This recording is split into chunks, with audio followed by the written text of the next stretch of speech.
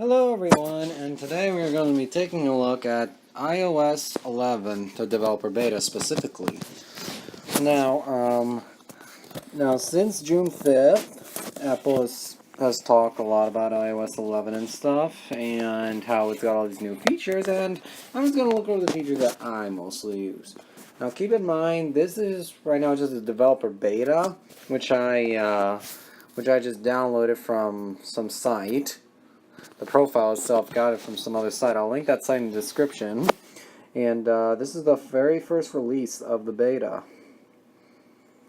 And I am going to be testing this on an iPad Air 1, which is the minimum supported device.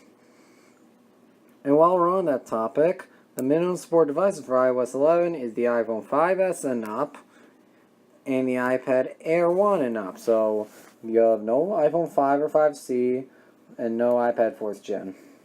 Sorry. Now, if I had a like an iPhone 7 or an iPhone 6S, I'll be able to have more features. But this is just an iPad Air 1, features will be limited. So now we are looking at the home screen of the device. As you can see, everything looks almost the same, with the exception of a couple of icons like the App Store here, and another big change down here is the little bar right here, taskbar right here. As you can see, it's changed, and now you can basically add stuff to it. Like, so for example, if I want to put reminders. I can put reminders in the dock if I wanted to. I can put up to 15 things in here if I really wanted to. So yeah, and plus you can take it out, put it back in there. Now I know I have my messages, my email, Chrome, music, and this is a new thing called Files. If you open it, it's basically going to show you all the files. Now, I have not put any files on here yet, so this will obviously be empty. And if you use iCloud Drive, everything will be here. If you if you double click on the home button like I just did, you will have this screen. Your control center will be up here, and then all your apps will be right here. To close it, you just hold this down and click the X. This is basically just like iOS 6 and below. And going back to the same app, you also can access it the same way, that multitask screen the same way, by just swiping up like that, which is pretty impressive. And the best part is and if you just swipe a little bit up instead of all the way, you'll be able to choose your options. Choose your apps right here down in the bottom bar. Like for example, if I want to put Chrome, I just drag Chrome onto the middle here, and then it just pops to the right. Now, if you have an Air 2 or higher, you would be able to do multi-screen. But right now, being the first generation iPad Air, you're only able to do one at a time. This is really helpful if you want to do stuff, and if you want to multitask. And if you want to close that, swipe to the right.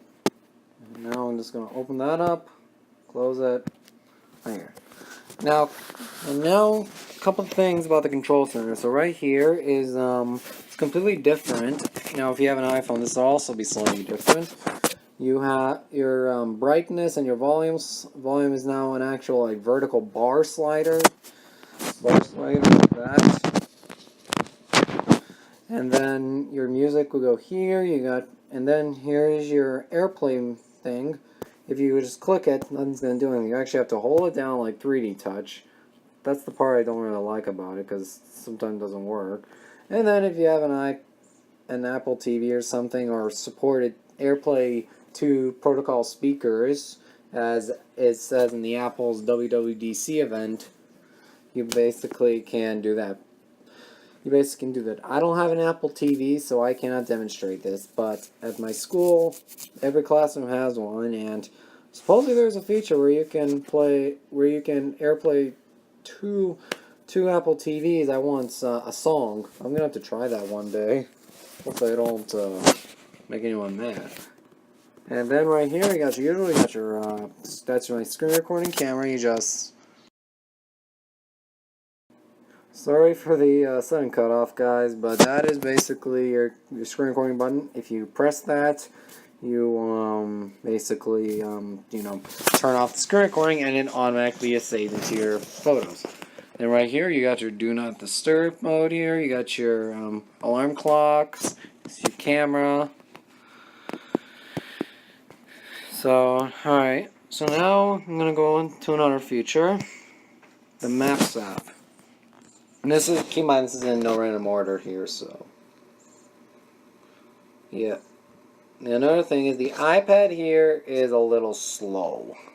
Just in my opinion. Just a little laggy, but this is just the first beta, so I can't do much about it, so if I go to satellite mode, and as you can see, here's just a random area of where I am.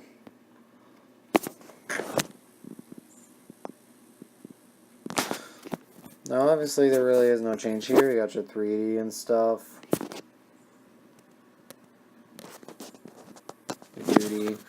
Now, let's say you want to go to an address. So, for example, let's say I want to drive to Detroit, Michigan.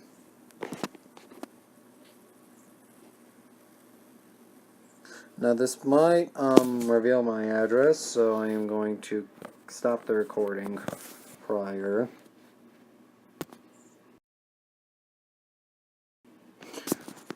Alright guys, so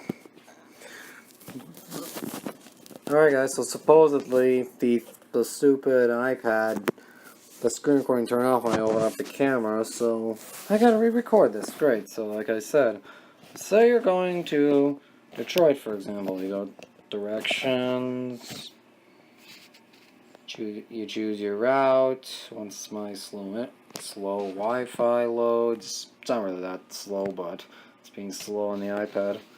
And then supposedly we have on the iPhones you have what's called a lane guidance system, and this lane guidance system here allows you to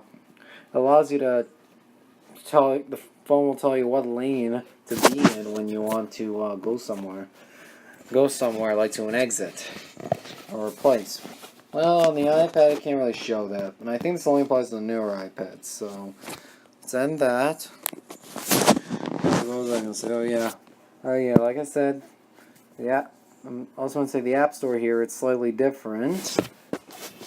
So you basically got your today, your apps of the day stuff. You got your games here, and then you got your other apps like your productivity or. Okay, so right here I've downloaded an app here. Let's hope this works. So for some reason the iPad is upside down. No, I will fix this in the clip. So now all we gotta do.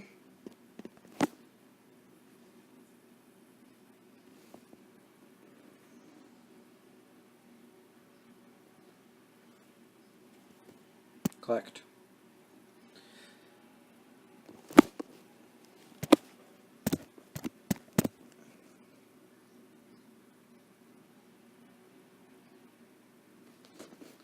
Yeah, so that's basically it. This is just a little fidget spinner game. Look at that. Oh, so there we go. That's basically that app, and then to delete it. Then I don't know, the deleting thing's weird. So there you go, delete that, we don't need that anymore. And there we go. It's basically it. Nothing really too much has changed. Now, for example, if you want to take a picture. Well, for example, took a picture of something like, for example, this. When you swipe down, you're supposed to get. Which is supposed to like this here. It shows your previous location. Oh crap! And there's my address. And it's just gonna show you like your related photos, your photos from today. Now, if you had a newer phone, it would show your it would show like you can do different effects on it. Effects on it right here. And if you try to edit the photo, you can't really do much here. It's just a first-gen iPad. So that is it for today, basically. I'll see you guys next time.